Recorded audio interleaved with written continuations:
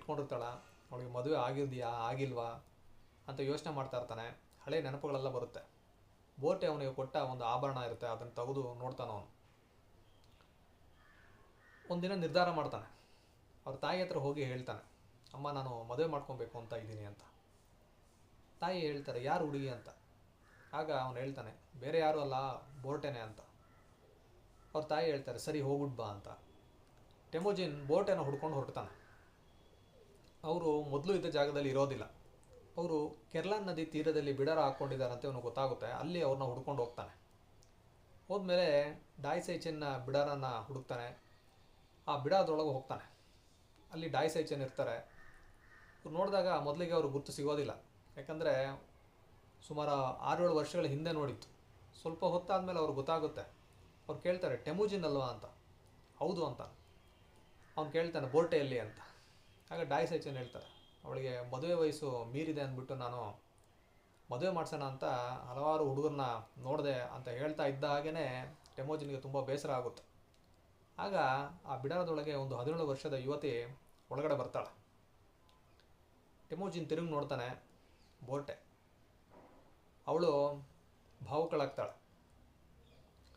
ಕೊನೆಗೂ ಬಂದಿಲ್ಲ ನನ್ನ ಹುಡ್ಕೊಂಡು ಅಂತ ಹೇಳ್ತಾಳೆ. ಅವಳ ಕತ್ತಿನಲ್ಲಿ ಟೆಮೋಜಿನ್ ಕೊಟ್ಟ ಎಲುಬಿನ ತುಂಡು ಇನ್ನೂ ಹಾಗೇ ಇರುತ್ತೆ. ಬೋರ್ಟೆ ಹೇಳ್ತಾಳೆ ತನ್ನ ತಂದೆಗೆ, ಅಪ್ಪ ನಾನು ಯಾರಿಗೋಸ್ಕರ ಕಾಯ್ತಾ ಇದ್ನೋ ಅವ್ರು ಬಂದುಬಿಟ್ರು ಅಂತ. ಈಗ ಆ ಬಿಡಾರದಲ್ಲೆಲ್ಲ ಮದುವೆ ಸಂಭ್ರಮ. ಟೆಮೋಜಿನ್ ಮತ್ತು ಬೋರ್ಟೆಗೆ ಮದುವೆ ಮಾಡಲಾಗಿದೆ. ಹಲವಾರು ಸಂಪ್ರದಾಯಗಳನ್ನೆಲ್ಲ ನೆರವೇರಿಸ್ತಾ ಇದ್ದಾರೆ ಒಬ್ಬೊಬ್ಬರೇ. ಈ ಮಂತ್ರವಾದಿ ಹಲವಾರು ಮಂತ್ರಗಳನ್ನ ಹೇಳ್ತಾ ಮತ್ತು ಎಲ್ಲರೂ ಜನಪದ ಗೀತೆ, ಸಂಗೀತ, ಹಾಡು, ನೃತ್ಯ ಅಂತ ಸಂಭ್ರಮದಿಂದ ಈ ಮದುವೆಯನ್ನು ಇವರು ಕೊಂಡಾಡ್ತಾ ಇದ್ದಾರೆ.